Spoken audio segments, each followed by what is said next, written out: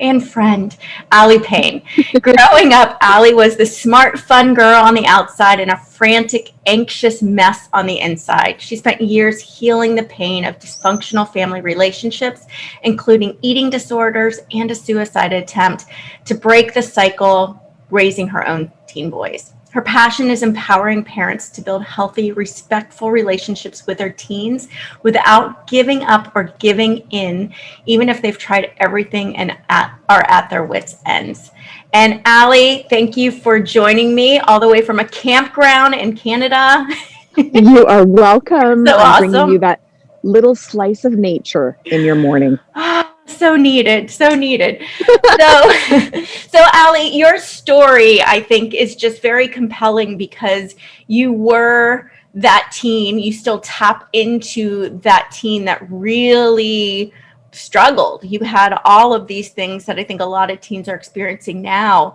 So tell us a little bit more on how you got focused on parenting and helping parents with teenagers in particular. Oh boy, that was divine intervention, really. I I went to school. My parents chose my career because in their mind I was horribly lazy, and if I took a gap year, I was never going to go back, get a blue collar job, and apparently live under a bridge homeless somewhere. So they chose my career for me, which was entirely separate to this, was actually in medical electronics. But through that process, I was spending time with patients a lot, and I had to empower patients, and I got to empower patients, and I was actually on call 24/7. And so I realized how much I loved helping, empowering people, and how powerful, not just knowledge, not just education, confidence. Mm. Oh, that's trailer's leaving early.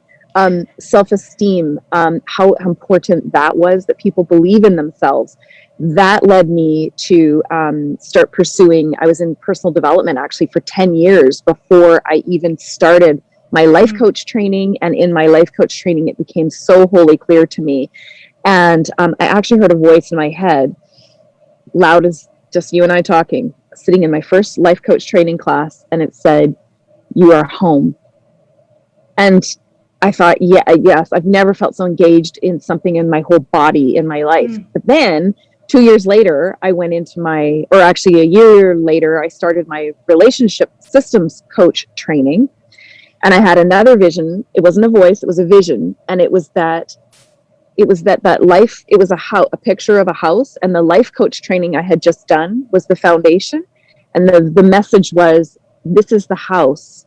That was the foundation. This is the Wow. house you will build. And that became, and I knew the moment that I was in there that I needed to take what I was learning about how to untangle, how toxic and generational relationships got so messy and set up, but then how to untangle them and how to heal from them. I knew I had to spend the rest of my life sharing this with parents like us, and also advocating for teens, because I was that teen. And that was 14 years ago. Wow, that's amazing. And so tell us a little bit too about, you say you were that teen. What does that mean? What Mm-hmm. what were you as a teen? Oh, I was angry. Mm. Ooh, I was angry. Um, I was way too smart for my own good. I had a lot of energy, too much energy. And I was creative. So I got into a lot of trouble. And am bold, and I'm a bit of a mouthpiece. And Mhm. as a teenager, that was really, really destructive when I was so angry. I come from generational trauma. My parents are not evil. They are not bad. They did what they knew. And let me tell you, what I got was a lot better than what they had. Mm. And so I knew inherently, so I'm an empath. I believe I'm also an HSP, a highly sensitive person, Mm. which is unusual, I think, as an extrovert, but I think I am. And I knew what I was growing up in was wrong. I knew at 6 years old, 7, 8 years old, I knew it was wrong. But I was 6, 7, 8 year old. I didn't have the wherewithal to express or articulate that. And I grew up in an era where absolute authority parenting was more of the norm. And so me speaking out against that, you can imagine how well that went. No. it did not go well. And also I was very, very different from my parents. Just naturally, I have different value set than my parents. I am an extroverted extrovert, which is they find wildly embarrassing. They're far more introverted and collected, reserved. And so you get this extroverted black sheep in the family, trying to rebel against what I inherently knew was wrong, against people, okay, that never works, against people who truly felt they were doing the very best that Right. they were doing the very best that they could, even though there was parts of it that were wrong. They were toxic and wrong. It just I was just so angry. And so also I grew up in a lot of negative messaging. Essentially there was one mode that was accepted. It was very conditional love in my house, and that was perfect. So I mean, perfect weight, body weight. I'm not going to get into the names. I was called a lot, but fat was one of them often. And I was about this big, about as big as my finger. So of course, puberty, that went really well because I gained weight. So, every time I'd go to open the fridge, my mom would call me piggy, and it's just constant, incessant negative messaging, stupid, lazy, a whole litany of things. And so it eventually is stuck. I eventually, even though I felt angry against it and I knew I didn't like it, that's how our brains are wired. And I started to believe it. And so I couldn't speak to my mom without yelling at her, which was awful because I couldn't hear what was coming out of her mouth. I didn't know how to stop it. And so I would yell. I would yell horrible things just to shut her down, just to stop the words from coming out, which was so awful. And I started to internalize all that messaging until I literally hated every cell in my body. I hated every word I said. I remember sitting in the vice principal's office because I was skipping a whole lot of school at the time. And I remember just even in my peripheral vision, seeing my thighs and hating, like, this being you're a fat pig. Like, there's no amount right here, right now to describe the level of self-loathing that I had until, and I couldn't starve myself enough to be thin enough to feel loved. There was nothing I could do to create positivity, to create a safe and loving place. And so I decided I couldn't take it anymore until I attempted suicide. And in my grade 11 year, about February of my grade 11 year, unfortunately, that did not work. Yeah. Definitely, yeah. Fortunately. The amount of pain that you're expressing, though, I think people might listen and go, wow, that's extreme. And I'm thinking that actually is not extreme at all. And I think that's why we do what we do, because we know, because we talk to them, we know so many teens are feeling the same way, and what they're hearing from their parents are similar messages, and parents don't intend to give those messages. They don't know they're giving those messages. They believe that they're saying the right things to help their kids. Yes. They're not getting that what their kids are feeling. And so when kids act out, when they're defiant, when they're, like you were saying, it's not because you're this bratty kid. It's because you're this hurting, in pain kid. So, and I think it's really hard to explain that and for people to flip that view, because we get to the point where they're bad, they're lazy, they're doing this. We get on them more and more and more. And we're just ingraining that negative self-hatred rather than helping. So now that you're on the other side of it, what can you tell parents? Like, what are some of the biggest mistakes maybe that you see parents making that we're completely unaware we're making? That's a great question. I just want to go back to something that you said, because that really was interesting. That you said that people hearing this may think, oh, that's like really extreme though. So, I'm not doing that to my teen. So it's obviously more of an issue with my teen. So I just want to say something. I was an award-winning athletic student and academic student. Okay. The teachers loved me. until I finally started, like 1 year, I finally started skipping school and being a complete and royal arse, just because I didn't know how else to deal with life. So I wasn't, I kept my room clean. I did my chores. I did everything else. So I just need to fill in those gaps in the story, because I wasn't, yes. Was I sneaking out at night? Yes. Was I drinking with friends? Yes. Did I get arrested? No. Did I still know limits? Yes. Like, I didn't drink and drive. I didn't, so just let's be careful with the story we're painting, because my point in this is that feelings are not up for judgment. So whether you think my story is extreme and your teen is obviously like far gone, or there's something more significant wrong, your teen may also be an empath, as I was, or I am, a very, very sensitive. That does not mean they are attention seeking, dramatic, or oversensitive. Please. It means that the way they hear you is far more sensitive than what you are intending. That does not mean that they are genetically flawed or inherently wrong, because feelings, again, are not up for judgment. So if your teenager is perceiving that they are conditionally loved or criticized or judged, that is their truth. And arguing that is irrelevant. It doesn't make you right, doesn't make them wrong, or vice versa. It just is. It's a point of conversation. So I want to move to that. That's so then, really important. Thank you for calling attention to that too. I think that's really key. Yeah, well, what you said was really powerful when you said, people might listen to this and think this is a really extreme case. And I thought, oh, that's a really great point. Because really, that's I think why I can relate to teens, is because I did live on that extreme end. And I also was not born anxious. I was a happy, I loved myself. I remember I was very confident, great. And now I deal with anxiety, significant anxiety, because of all of that on a daily basis. So your question was, what can parents do? What are some common mistakes parents make that we don't realize we're making? Oh gosh. Yes. So I'm going to say the first one is comparison.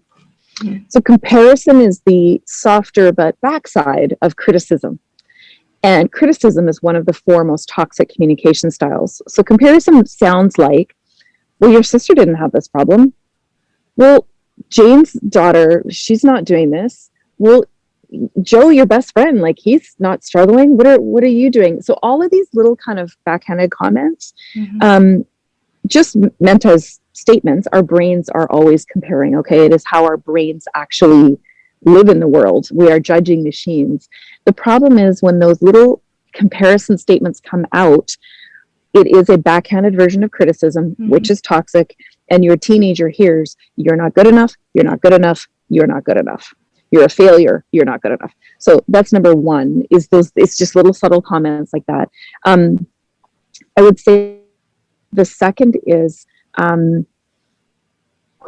this one is hard, okay, because I'm a parent of two boys as well. And when we take parenting, when we take it really personally from our teen, now, I'm cautious to say that because, heaven knows, there's no way to not take it all personally. Okay, like, that's just impossible. It's impossible.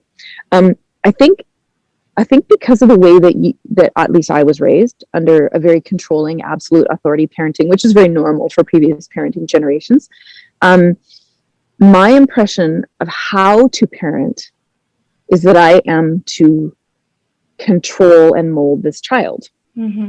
So just having that story, which is normal to have, I don't know why that's what I had. I don't know about you. It builds it's like, that expanding foam that you put like around windows. Okay. So it builds like, I have a container. This is the container. And my teenager is the expanding foam. And they're going in there, and then they're like expanding in ways. And I'm like, no, you must stay in the container. This is my job as the parent. Stay in the container. And they're like expanding, and then they're spilling out corners. I'm like, no, you can't do that. That's wrong. You should, no. And it's like, okay, just stop. Yeah. But Yes, and I do a webinar on this because it's so difficult as parents. We're lulled into that same sense of security for the first 8 to 10 years of our child's life. So then why wouldn't it be the same in the next 10 years? And so that's where I think as parents, we get set up to fail a little bit because nobody tells us this. No one tells us that the first 8 to 10 years, which are highly management oriented, it's very much about you're teaching your child's everything. You're teaching them language, food, how to eat, how to go to the bathroom, how to talk to friends, how to everything. And then that pituitary gland starts to expand in their brain, and all of a sudden we move from what we knew, which reflects absolute authority parenting because it's a version of control for the first 8 to 10 years. Then all of a sudden we have a tween or a teen who has no place for that level of control, nor are they meant to. Right. But we have been lulled into, this is normal. I like this version of parenting. I'm in charge of everything they do, and I like it. I have a say in everything. They come ask me everything. I like it. And now all of a sudden they're a teenager. And I think it's really unfortunate. No one is telling parents, oh yeah, that first 8 to 10 years, I hope you enjoy and like it. That's great. But please understand the day will come when it is not like that anymore. Yeah. And that you must let go, and not letting go will be the most painful thing for you and your teenager. Yeah. So that's more like a mindset thing than it is but gosh, nobody tells us this. And then we wonder why it is so hard. So the other thing is, is expectations, right? Like expectations that you, my teen, of course, are going to be the way I want you to be. Yeah. And you're going to like the things I like. And you're going to, and no one tells us this either. Just because we birth or raise them does not mean they're going to have the same values or belief system that we do. Ouch. Where was that in the small print? Yeah. Like that's painful. And how to be with that teenagers don't learn by lecturing. They don't learn anything by lecturing. What? No, I know. I'm sorry. Teenagers learn by being listened to. That seems a little counterintuitive, given that I'm supposed to not say anything and the teenager learns. But yes, that's actually what's happening, because when they're talking, they are processing and developing all this critical thought, analytical, how to develop their own software, right? So when teenagers learn by being listened to, teenagers don't learn by being lectured to. No, where did anybody else tell us that? Yeah. And I'll go back to again that feelings are not up for judgment. And parents, because we so desperately want to help our children, that when we see them struggle, we want to fix them. And so in the process of trying to fix, which is a giant word for invalidate, we invalidate all of our teenagers' feelings without meaning to. Because it breaks our heart when they're hurting. So instead of listening and validating their feelings, we jump into fix because we don't know what to do with our own level of discomfort. Right. Because nobody taught us that. So there's that. And then there's this whole motivation thing, which is just another version of fixing and invalidating. You can't motivate your teenagers, so stop trying. Stop trying to make them be like something that you want them to be, because every single time that message is, you're a failure, not just you're failing my expectations, but you are a failure. You're lazy, you're incapable, you must not be smart enough to figure it out yourself. All these little things. So I know that's a long ramble, but that's really, those are the things I think that we talk about often with parents. And I want to say again, this is not about parents not being wildly intelligent, deeply caring people. This is that no one is teaching this. Yeah. So I am raising my hand for the Imperfect Parenting Club. And I think it's why you and I are so passionate about doing this work. It's not because there's bad parents. It's because nobody is, where is the class that you're supposed to go and learn it? Right. They're not. So hearing all this, and I'm gonna respond in a way that I have parents responding to me when we go through a lot of this. It's this kind of, disbelief and like, okay, so you're saying I should just let my teen do whatever the hell they want. So just let them be, just let them be rude, let them be lazy, let them do, like, just let them. And that's kind of that other like swing. So what Yes. do you tell parents when that, Yeah. I'm guessing parents say similar things to you. And I love that, because I get those kind of comments on TikTok and things too, is that, when I'm talking about allowing teenagers to have feelings, I get oh, so that's it. You have nothing. I'm like, no, no, no, no, no. What if there was a middle ground? What if, but I understand why parents don't understand that. And again, I put myself in that boat. I was raised in absolute authority. So when I don't speak absolute authority to you, you probably are making up a story that I'm talking about complete laissez-faire with no rules at all. So of course that would make sense. Actually, no, I'm talking about a middle ground. I believe wildly in boundaries. I believe structure is safety. And that doesn't matter what kind of personality type teenager you have: introverted, extroverted, expressive, thinking, talker, listener. It doesn't matter. Structure is safety. Now, as a teenager, though, a little bit less structure, because they're developing that independent thought, critical thinking, and need for independent decision making, which comes out often as lying and things like that. So what I'm talking about is have boundaries. But here's the problem. Because we weren't raised with boundaries, we don't have a freaking clue what they are. Boundaries are not control and compliance. That is an expectation. That is projecting how I want to feel on someone else. So you need to be this way, act this way, say these things so I can feel the way I want to feel. That's an expectation.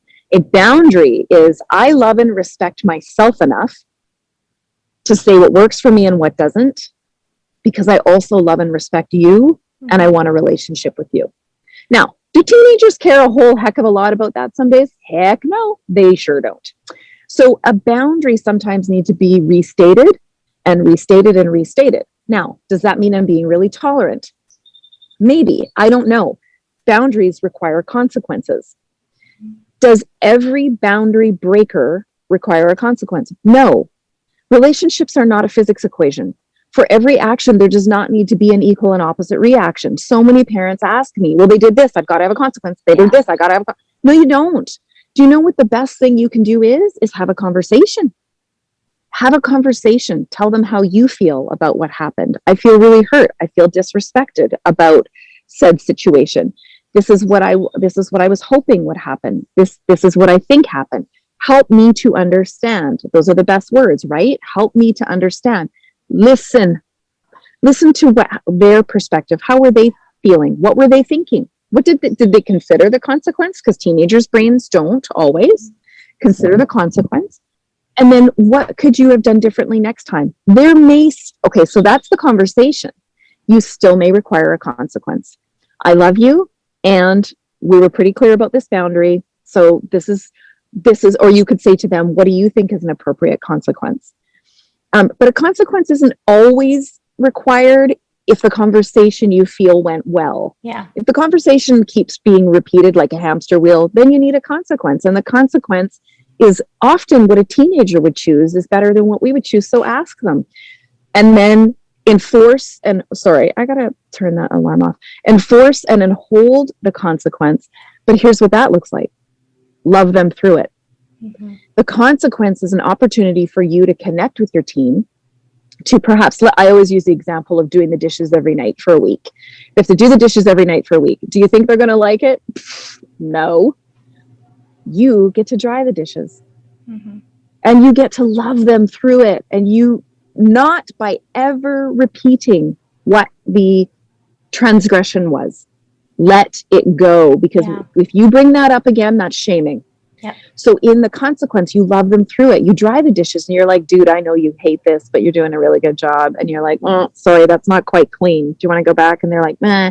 You're like, look, if you put the scrub brush in this way and it actually gets it cleaner. Teaching moment, loving them in their grumpiness, in the consequence. You give them a hug after if that's their love language, and you're like, look, I know you hate this, and you're doing great. And the only time that comes up again is just to say, in, let's say, another consequence. You're like, look, remember when you had to wash the dishes for a week? You hated it, but you did a great job. So I know you can do this one too.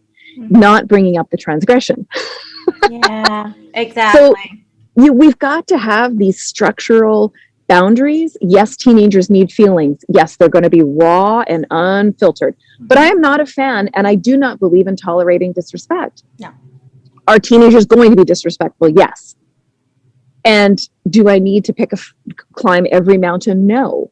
But there is a line, and that unfortunately is very difficult for our generation, I believe, of parents to understand, because it's not how we were raised, and we do not truly understand what boundaries are. So yeah, it is very difficult, and I know just explaining the difference between consequences and punishment, I get a lot of puzzled looks, and I keep figuring out, like, how do I explain the difference? And I think one of the things you just said, I think really kind of resonated with me, is you love them through it. And I think one of the big differences between the punishments, which don't work because they are shaming, they're more of a tit for tat. You did something to me, I'm doing something to you worse. It's about holding power and control over them, and, you know, making them squirm. And that's not solving the issue, right? In fact, it's usually enhancing the very reason they got in trouble to begin with. And so now you're just making things worse.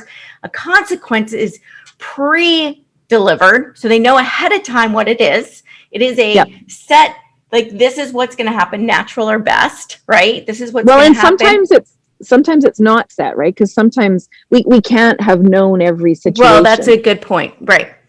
So sometimes, but I'm sure they're not clueless. There's going to be one. Right. That's true. But it's not, it's more matter of fact. It's not anger based. It's not, you know, like this shaming, look what you did. It's not a retaliation. It's not a retaliation. That's a great word. It's not a retaliation. Punishments are typically retaliation. Yes, and that's so true. And they are, you're right. It's kind of a tit for tat. It's a equal to scale. And to your point, not only do they often escalate why the initial behavior happened anyway, in my experience, they seeded emotions that had nothing to do with, like, when I was sneaking out, like I snuck out all the time. I had a penchant for freedom. Usually I was just hanging out at the elementary school with my friends, wasn't drinking, wasn't doing drugs. I just loved freedom. Yeah. And so it didn't make it right. I was still lying. But the punishment that came for that, because punishment is shaming, I then felt something that was fun and fairly safe and you know, calculated, very calculated on my part. I used to sit in my room and, like, morally go over what I was going to do. It then seeded feelings of so much resentment. This is what I need parents to hear.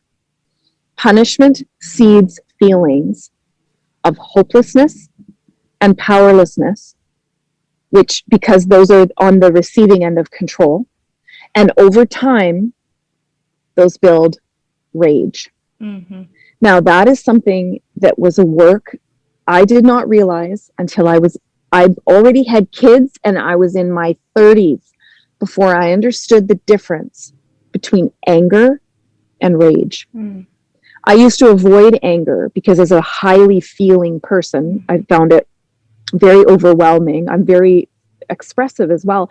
I would literally shake in every cell of my body, and I thought, this feels dangerous and I don't want to hurt anyone. So I wouldn't do it, because what I didn't understand is that was triggering my previous experience of, I'm powerless and this is hopeless. So I'd go to rage. And so that's what I want to be careful. If you're going to do punishment with your kids out of the need to control, and you're, let's say, 16-year-old, rather 6'3" teenage boy, although not always a boy, just using that as an example, comes at you with a little piece of rage, it doesn't mean they have an anger management problem. They're responding to a feeling of hopelessness and powerlessness, Yeah. which is rage. Yeah.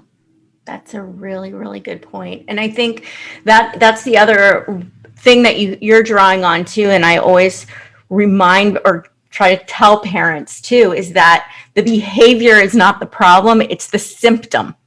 And so when we only try to shut down the behavior, we're making the problem worse rather than better. And so the behavior is not going to go anywhere. It's just going to get worse or manifest somewhere else because we're not dealing with the issue of why that behavior exists.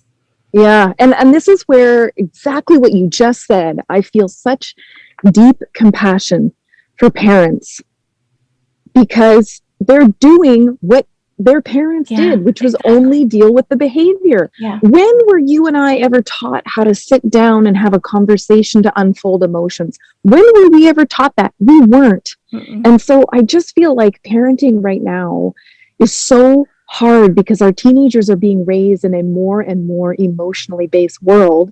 And we were never taught how to, let's sit and unfold these emotions. We were just told how to deal with the behavior. And then our teenagers are expecting and need even more and more emotional presence. And so it feels like the gap, so it's harder to be a teenager and it's harder to be a parent. And I feel deep compassion for parents because that class is just still, believe it or not, it's still not being taught on what does that even mean to sit down and deal with emotions and not the behavior? Like, what are you even talking? It's no wonder parents think we're partly crazy in what we're talking about. Why wouldn't they? Yeah, it's true. Because it's for some people, it is completely out of left field. It's like, and I'm glad you said that because I think I forget that a lot because I live it every day. And I've been doing it for years and years and years and years, right? So it's like becomes more natural and more, I guess, obvious, which is a good lesson because I think that as parents, we often think things are obvious to our teens and get frustrated with them for not getting it. And I'm living that right now where I can't get frustrated because parents aren't getting it because it's not obvious to everyone. So it's not. And I would also set a caveat to that for dads, if there's any dads listening, or if you're a mom listening, a wife listening, and your husband struggles with this, we have done such a disservice to boys who are now men, who are now dads, because they are not given the same luxury, the same right to emotional development, emotional intelligence, and effective emotional expression. And then we wonder why dads, doing their darndest to love their teenagers, do it in a way that their dads, which was completely emotionally detached, and also control and authority, when we're not giving boys the same right, the same human right to emotional intelligence development. So, and then we wonder why some fathers are having such a hard time connecting to their sons. Again, please hear me. I do not think you lack in intelligence. I don't think you lack in humanity. So many dads right now, although I think we're all responsible for how we be in the world and our impact in relationships. Boy, there's a whole generation or 2 or 6 of dads that are a product of our culture. And I, as a mom of 2 boys, I'm doing everything I can to change that. Yeah. I think that's really important too, to realize that I think what we think as a lot of times as that's just nature, that's the way it is actual cultural programming that we have been programmed. And I think that's, we're talking about some things that are so amazing about teens. And one of them is they see the world without all of these constructs and walls and things that we've built and we can't see over anymore. And so they question so much, and it upsets us because we've accepted it as just as is. And when they question it, it shatters. It's like, what? How can you question that? It just is. And they're not stuck in that space. And I think it's scary, but it's also amazing and fascinating to learn from that. Yeah, absolutely. Absolutely. And yeah, so I just want to say for any of the moms listening out there, if you're, I get a lot of parents, moms who write me saying that their husband is having some real challenges in expressing anger, and their teen daughter is affected, et cetera, that there's nothing wrong with your husband. And he's Yeah. probably an amazing dad. He is a product of our culture. Mhm. He is responsible if he chooses to learn differently. But it's a wildly unfortunate version of It that's is. showing up. It Yeah. is. Yeah. So I want to be respectful of your time and your ability to, camp and get back with nature. So, Aly, tell us how people can find you, because you have so Mm. much wisdom and great information and help for people. Thank you. Yeah, you can find me on Instagram at Aly Pain, ALYPAIN. That is, spell it like it feels. Ouch. And or TikTok at Aly Pain. Although Instagram's probably the best way because you can DM me. I do have a Facebook page. It's just really long. It's something like at Aly Pain, Straight Talk, Fierce Love. So just go to my Instagram at Aly Pain and you can find me there. There's a link in my bio that has everything you'll need, all my latest blogs and articles and free stuff and all that kind of stuff. You can also find me on my website at, which is not at, it's alypain.com. Perfect. And I just want to throw in there that if you are on TikTok, you have to follow Aly. Her TikToks are awesome and wonderful and very quick, but to the point. I love your TikToks. And my daughter watches them now too. She's like, Mom, look, it's Aly. And she gets all excited because she's like, I know her. Like over. But so it's just funny. So they're really good. So what are your parting words of encouragement? You've already provided a lot, but any parting words of encouragement for parents with their teenagers? Yeah, I'd say three things. It is hard. Yeah, it is hard. Like heart-wrenching, crying on your bathroom floor, maybe with a glass of wine, staying up all night, wringing your hands, stress like you've never known, hard. That's number one. Number two, you're not alone. You are not alone. You are a part of a group of parents, an entire generation of parents, anywhere that you fall really within a 20-year spectrum, who was often raised the way that is not the way that our teenagers are expecting from us or needing from us. Yeah. And it is very difficult for us to understand sometimes what that looks like. And it creates even more challenge, even though I would never question how much you love your teenager, how hard you're trying, and you're doing everything that you can. So you're not alone. And number three is, I believe in you. I believe in you. I know that change is possible because I see it in my work every single day. And I'm not saying it's going to be easy, but I'll walk with you. So I believe in you. I love that. Oh my gosh, Aly, thank you. And I'm just so grateful you could join us today, especially, I know. So fun. I know. It was just like it's early, it's in the middle of nature. So I can't tell you how appreciative I am that you joined me. And I've been waiting for this conversation for so long too. So I'm glad we finally were able to do it. Absolutely. Well, I love being able to collaborate with you. And I'm just so grateful that we found each other on Instagram and are able to have this, relationship until at some point you can come visit me because you will. Yes, with your team. do. But you got to bring your daughter. Oh, like I could travel without her. And just for people too, like Aly and I are actually, we collaborate on Clubhouse. So we do a Clubhouse room every Wednesday together. We are on Friday mornings. We actually found on Clubhouse and Instagram, we collected and found like this allied group of people that are as passionate as we are, which is just, it's crazy. Like during this pandemic, we created this little group. It was really fun. So we're on in some mixer format on Clubhouse every day. And Aly, you actually started our club for us, which is Parenting Teen /Help. So if you're on Clubhouse at all, come find us. Oh my gosh, so much free. We do this every week. We just talk like this and share, and people come up and ask questions, and it's super, super cool.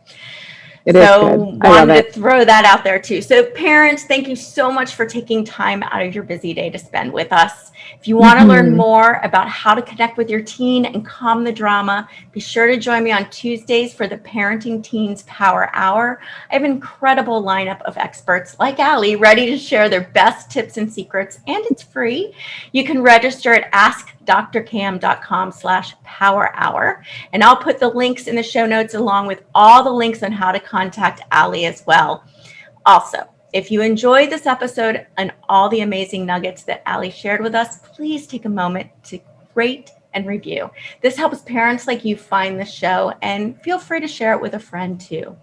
Have a peaceful, positive, calm day.